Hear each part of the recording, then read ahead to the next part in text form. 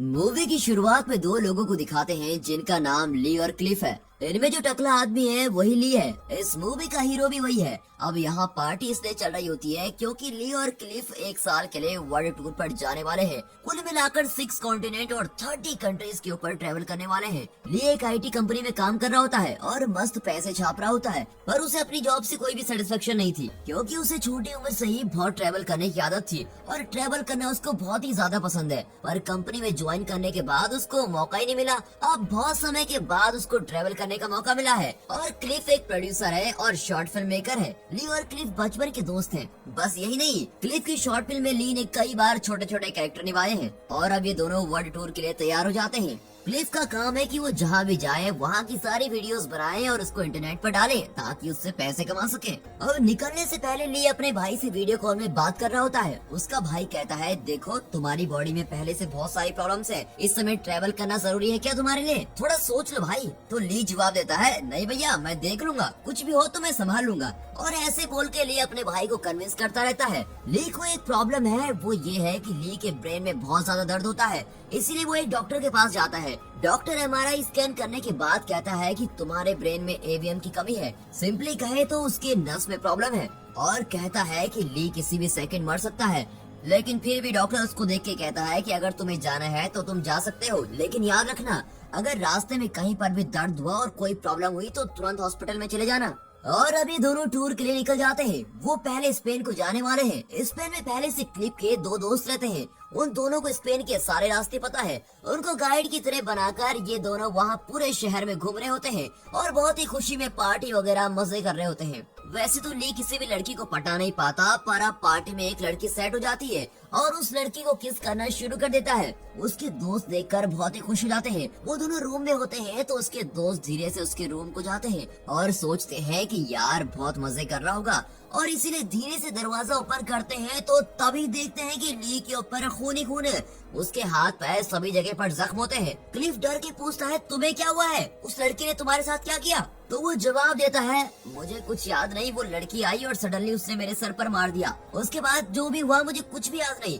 ये जख्म मेरे हाथ में कहाँ से आए मुझे कुछ भी नहीं पता। क्लिफ कहता है कि चलो तुरंत हॉस्पिटल चलो, लेकिन ली कहता है मुझे हॉस्पिटल नहीं जाना, मैं ऐसे ही संभाल लूंगा। कट करके दिखाते हैं अब 8 दिन के बाद ली की तबीयत थोड़ा ठीक है और सारी जगह घूमने के बाद ये दोनों अब अगली कंट्री को जाने के लिए निकल रहे हैं। ये दो दोस्त आके उनको बाय करते हैं। उसके बाद ये दोनों इटली को जाते हैं। क्लिफ हमेशा की तरह सभी जगह में वीडियो रिकॉर्ड करके उसको इंटरनेट में अपलोड कर रहा होता है। यहाँ ली को ठीक से दिखाई नहीं देता और वे कॉन्टेक्ट लेंस यूज करता है। ली सोता ही रहता है, लगता है उसकी बॉडी में कुछ प्रॉब्लम्स हैं। फिर क्लिफ कहता है, तुम्हें भूख लग रही है कि नहीं? मुझे तो बहुत ज्यादा भूख लग रही है, चलो होटल चलते हैं। फिर ये दोनों एक शानदार होटल के अंदर जाते हैं। वहाँ पर नूडल्स ऑर्डर करके खाते हैं। उस समय ली के पेट से आवाज आती है और वो बिल्कुल वोमिट करने लगता है और डर के मारे फौरन रूम की तरफ आ जाता है। अब क्लिफ भी रूम की तरफ आ जाता है और पूछता है, तुम्हें हुआ क्या है? चलो अब हॉस्पिटल चलना ही होगा। तो ली फिर से मना कर देता है। क्लिफ कहता है, तुम्हारी प्रॉब्लम क्या है? मुझे कुछ समझ नहीं आ रहा, तुम हॉस्पिटल क्यों नहीं जाते? तो ली कहता है, मैं कभी भी मर सकता हूँ,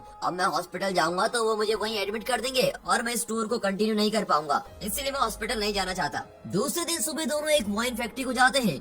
वहाँ एक बुढ़ा आदमी इन दोनों को फैक्ट्री दिखाता है। ये पूछते हैं कि अंगूरों का बाग कहाँ है? बुढ़ा कहता है कि वो यहाँ पहाड़ के ऊपर है, थोड़ा ऊपर चल के जाना पड़ेगा। अब पहाड़ की तरफ जाते वक्त उन्हें रास्ते में एक पिंजरे में सुअर दिखता है और धीरे धीरे ली की एक्टिविटीज में भी बदलाव आने लगता है। वो बहुत टेंशन में लग रहा होता है। अब वो बूढ़ा आदमी अंगूर के बाग को दिखाता है। उस समय ली की स्किन में कुछ अजीब सा होने लगता है और उसको देखकर लगता है कि बिल्कुल इन्फेक्टेड हो गया हो। वो जलन के मारे चिल्ला रहा होता है। वो बूढ़ा आदमी उसे फौरन कहता है कि बेटा जल्दी जाकर फेस वॉश करो। ली जाकर फेस वॉश करता है और क्लिफ पीछे से आके उसका वीडियो रिकॉर्ड कर रहा होता है और ली की बॉडी ऐसी लगती है जैसे पूरी उबली हुई हो। कट करके क्लिफ को दिखाते हैं। वीडियो में अपने दोस्त के बारे में यानी ली के बारे में बात कर रहा होता है और बोल रहा होता है कि हम दोनों वापस घर आ रहे हैं क्योंकि ली की तबीयत दिन ब दिन बहुत ही खराब होती जा रही है। तभी वहाँ ली भी आ जाता है और कहता है, तुम क्या बोल रहे हो, मैं घर नहीं जाने वाला। क्लिफ उसे कहता है, तुम्हें जरूर जाना पड़ेगा। ली को बहुत ही ज्यादा गुस्सा आ जाता है और वो दीवार में पंच करता है और यहाँ सभी हैरान हो जाते हैं क्योंकि दीवार टूट जाती है। क्लिफ भी बिल्कुल हैरान हो जाता है और बोलता है, तुमने ये कैसे कर दिया? एक पंच में तोड़ दिया। और वो ली को एक पत्थर उठा के देता है और कहता है इसको भी तोड़ के दिखाओ। और ली उसको बिस्किट की तरह तोड़कर एकदम आसानी से तोड़ देता है। फिर कट करके दिखाते हैं ली एक बहुत बड़ी चट्टान के सामने खड़ा है। क्लिफ बोलता है यार अब तुम मुझे अपनी पावर दिखाओ। ली जोर से पंच करता है और उस बड़ी चट्टान के 2 टुकड़े कर देता है। उसकी पावर को और टेस्ट करने के लिए क्लिफ कहता है कि इस कार को उठाओ और ली बहुत ही आसानी से वो कार भी लिफ्ट कर देता है। उसके बाद ली की स्पीड टेस्ट करने के लिए क्लिफ एक स्कूटर स्टार्ट करता है और बहुत ही तेजी से चलाता है। पीछे ली भाग कर आ रहा होता है।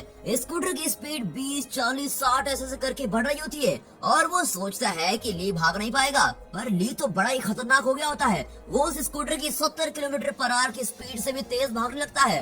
अब क्लिफ कहता है यार ये सब तुम कर कैसे पा रहे हो, तुम्हें कोई सुपर पावर मिल गई है क्या? फिर अचानक ली की तबीयत खराब होने लगती है। क्लिफ अब परेशान हो जाता है और बोलता है यार तुम्हें क्या हो गया है, तुम्हें न जाने क्या होता रहता है। अब ली की आंखों में बहुत ज्यादा जलन होती है।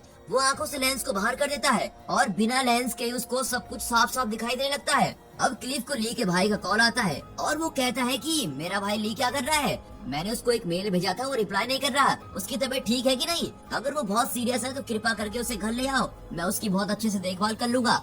ये सुनकर क्लिफ बहुत ही मायूस हो जाता है। वो इस बात को ली से कहने के लिए उस रूम का दरवाजा ओपन करता है तो वहाँ ली स्पाइडरमैन की तरह लटका हुआ होता है। ली कहते हैं क्या यार डर गए, और बहुत जोर से हंसने लगता है। क्लिफ कहता है देखो तुम्हारी तबीयत बहुत ज्यादा खराब होती जा रही है, अब हम इस वर्ल्ड टूर को यहीं पर खत्म करने वाले हैं, हम फिर कभी और जाने का प्लान बनाएंगे, तुम मेरे साथ मिलकर घर चलो। तभी ली कहता है नहीं मैं बहुत फिट हूँ, क्या तुम्हें प्रूव करके दिखाऊं?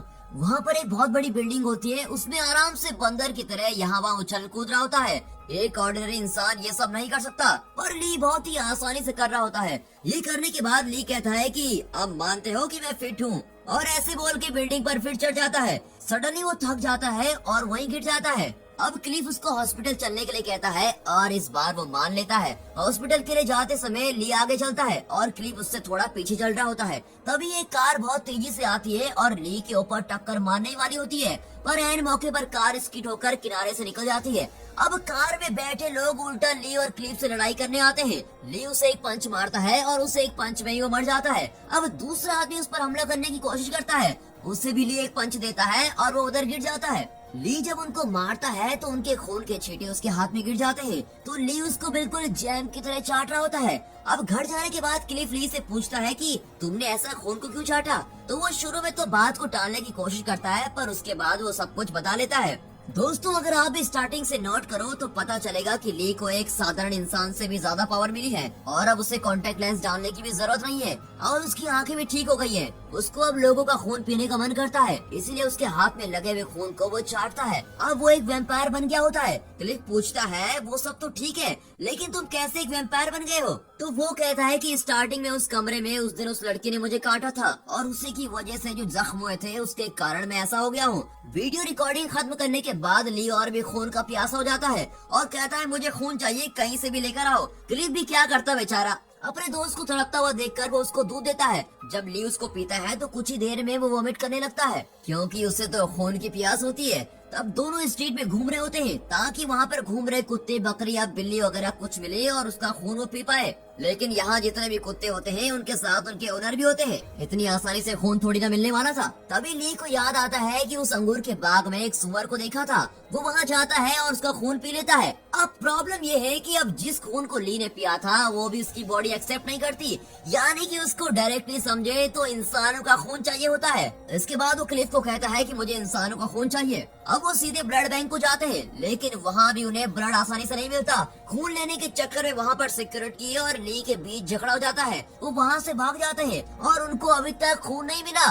अब ली की बॉडी ने बहुत देर से खून नहीं पिया होता है, इसीलिए वो वीक हो जाता है और वहीं पर लेट जाता है। तभी वहाँ एक एम्बुलेंस की आवाज आती है और ली सोचता है कि उसके अंदर जो भी आदमी होगा मैं उसका खून पी लूंगा, और वो उस एम्बुलेंस को रोकता है, ड्राइवर को मार के उड़ा देता है और उसके बाद अंदर झांक कर देखता है वहाँ एक आदमी जान के लिए तड़प रहा होता है और उसके साथ एक नर्स भी है। कहता है मुझे खून चाहिए, कुछ भी करके मुझे खून दो। ऐसे वो पागलों की तरह नर्स से पूछता है। उस लड़की को इसकी भाषा बिल्कुल भी समझ नहीं आती, वो इन दोनों को यहाँ से जाने को बोलती है। तब ली वहाँ पड़े हुए पेशेंट को देखता है और उसका खून पीने की कोशिश करता है। तभी क्लिफ उसे बाहर खींच लेता है कि ऐसा मत करो। अब एम्बुलेंस को रोकने के कारण पुलिस इनके पीछे पड़ती है और ये भागना शुरू कर देते हैं, लेकिन अब ली भाग में नहीं पाता, इसलिए वे एक जगह में छुपकर फिर घर जाते हैं। घर आने के बाद ली और क्लिफ सो रहे होते हैं और अचानक से क्लिफ की नींद खुलती है और वो कैमरे को उस तरफ घुमाता है। तब देखें तो ली का चेहरा और भी अजीब हो गया होता है, देखने में बिल्कुल शैतान जैसा लगता है। अब खून के बिना वो बहुत ही वीक हो रहा होता है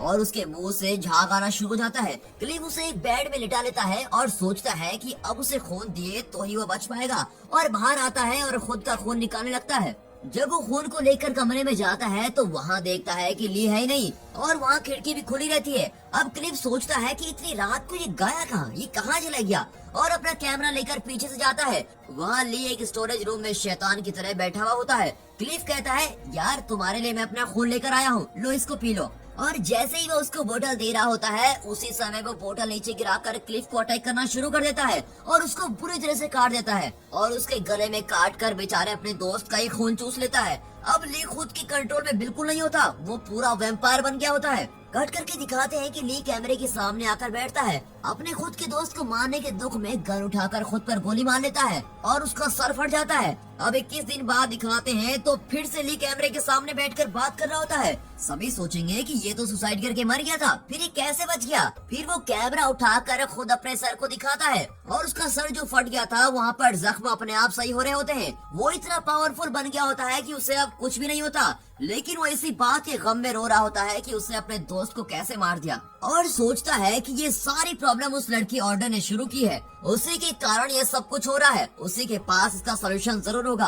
अब वो गुस्से में डिसाइड करता है कि मैं उसे ढूंढ कर ही रहूंगा, अगर मेरी परेशानी का हल नहीं मिला तो मैं उसका खून पी कर ही रहूंगा। अब ली अपने घर का दरवाजा खोलकर जैसे ही बाहर आता है तो धूप के कारण उसकी बॉडी जल रही होती है और उसे पता चलता है कि वो बाहर नहीं जा सकता, सिर्फ रात में ही बाहर जा सकता है। ये घर में बैठा होता है तो उसी वक्त दरवाजा कोई नॉक करता है। ये देखता है कि कौन है तो बाहर पुलिस इंस्पेक्टर खड़ा है। फिर वो शांति से दरवाजा खोलता है। पुलिस पूछती है, क्या तुम्हारा दोस्त क्लिफ घर में है? ली कहता है कि नहीं, वो बाहर गया है, तुम्हें क्या चाहिए? पुलिस वाला कहता है कि मैं तुम्हें ही ढूंढ रहा हूँ, क्योंकि ब्लड बैंक के अंदर तुमने वहाँ घुसने की कोशिश की थी और वहाँ से फिर तुमने एक एम्बुलेंस को रोककर उस पेशेंट को भी जान से मारने की कोशिश की, तुम्हें अब स्टेशन चलना पड़ेगा। अब ये सुनकर ली पुलिस को अटैक करना शुरू कर देता है और टेंशन में उतनी बड़ी छत से नीचे कूद जाता है और बाहर धूप बहुत ही ज्यादा होती है, उसकी स्किन जल रही होती है। तभी दूसरा पुलिस उसको शूट करने लगता है। सच में ली के भागने वाला सीन और पुलिस का उसे पकड़ने का सीन इस कैमरामैन ने बहुत ही अच्छी तरीके से पेश किया है, देखने के लिए बिल्कुल ही वीडियो गेम की तरह लगता है। अब ली भागकर एक केव की तरह एक जगह में छुप जाता है। पुलिस ली को ढूंढ नहीं पाती। कट करके दिखाते हैं कि अब रात हो जाती है। ली को बॉडी में जो धूप से जख्म आते हैं और वो पुलिस के द्वारा जितनी भी गोलियां लगी थी वो सब कुछ अपने आप ठीक होने लगते हैं। अब उसको बहुत भूख लगनी शुरू हो जाती है और उसके पास तो पैसे भी नहीं होते। फिर वो एक पुराने गोडाउन को देखता है और वहाँ रात गुजारने की सोचता है। उसके पास क्लिफ का लैपटॉप होता है, उसकी सब चीजें अब ली के हाथ में हैं। उसमें अडूरे के बारे में भी सुराग होता है। वो उसको ढूंढने के लिए वीडियो को बार बार प्ले करके देखता रहता है। उस वक्त उसको एक क्लिप मिलती है जिसमें वो देखता है कि अडूरे के बाहर जाते वक्त उसने अपनी सभी चीजें वहाँ छोड़ दी थी और उसके सारे चीजें उसके बाद क्लिफ रख लेता है। फिर वो सोचता है कि अगर वो होटल जा पाया तो ही उसके बारे में चीजें ढूंढ पाएगा, लेकिन परेशानी तो ये थी कि अगर वो होटल जाता तो पुलिस उसको पकड़ लेती और वो पकड़ा गया तो पुलिस उसके साथ क्या करेगी ये तो सबको पता है। अब उसके पास कोई चारा नहीं होता। अब ली होटल में जाकर क्लिफ की चीजें ढूंढ लेता है। जैसे उसने सोचा था बिल्कुल वैसा ही होता है। अडूरे का फोन वहाँ मिल जाता है। वो जिस काम के लिए वहाँ आया था वो काम खत्म करके निकल रहा होता है, लेकिन वहाँ काम करने वाले इसके बारे में पुलिस से कह देते हैं। पुलिस वाले इस बिल्डिंग को बिल्कुल घेर लेते हैं। वो पीछे के रास्ते से भागने की कोशिश करता है, पुलिस वहाँ भी उसे घेर लेती है। ली वहाँ से होटल के छत पर पहुँच जाता है। वहाँ एक पुलिस वाला ली को पकड़ने आता है और धक्का मुक्की में पुलिस वाला उसे नीचे गिरा देता है। पहले ही वो अपने दोस्त की मौत के गम से बाहर नहीं आया था और अब उसके हाथ से एक और मौत हो गई होती है। उसको बहुत ज्यादा गिल्ट फील हो रहा होता है और वो रोना भी शुरू कर देता है। फिर पुलिस की आंख में धूल झोंक कर वो गोडाउन में आता है।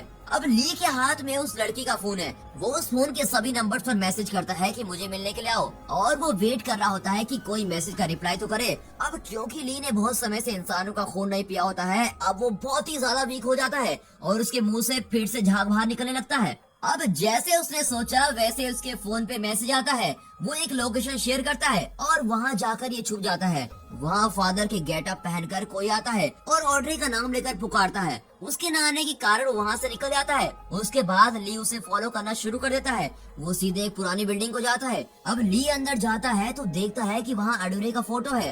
ली उसको देख रहा होता है कि वो आदमी उसको अटैक करना शुरू कर देता है, पर ली भी तो वैम्पायर है। वो उसको मारकर बिल्कुल बांधकर चेयर में डाल देता है। तभी ये उसकी आईडी को देखता है, वहाँ पर मॉरिस लिखा हुआ होता है और फौरन मॉरिस से कहता है कि तुम अडोरे को यहाँ बुलाओ, वरना मैं तुम्हारा क्या करूँगा ये तुम अच्छी तरीके से जानते हो। लेकिन मॉरिस कहता है ये मुझसे नहीं होगा, अगर तुम चाहते हो तो मुझे मार दो। तभी वहाँ इलेक्ट्रिसिटी बंद हो जाती है और वहाँ पुलिस आ जाती है। ली उस लड़के को फॉलो करके आया था तो पुलिस वाले ली को फॉलो करके वहाँ पहुँच जाते हैं। वे बिना सोचे समझे धड़ाधड़ शूट करने लगते हैं। बहुत सारे बुलेट्स ली के बदन में कट जाते हैं। कुछ समय शांत रहने के बाद इसके अंदर का जानवर जाग जाता है और वहाँ एक भी पुलिस वाले को ये नहीं छोड़ता। सबको भयानक तरीके से मारकर ये उनका खून पीने लगता है। इसकी लड़ाई और खून खराबे को देखकर मॉरिस को बहुत डर लगने लगता है और कहता है कि ठीक है, मैं अडोरे को बुलाता हूँ। कट करके दिखाते हैं कि ली अडोरे का वेट कर रहा होता है। अचानक उसे कोई क्रॉस करके जाता है। वो कोई और नहीं, अडोरे ही होती है।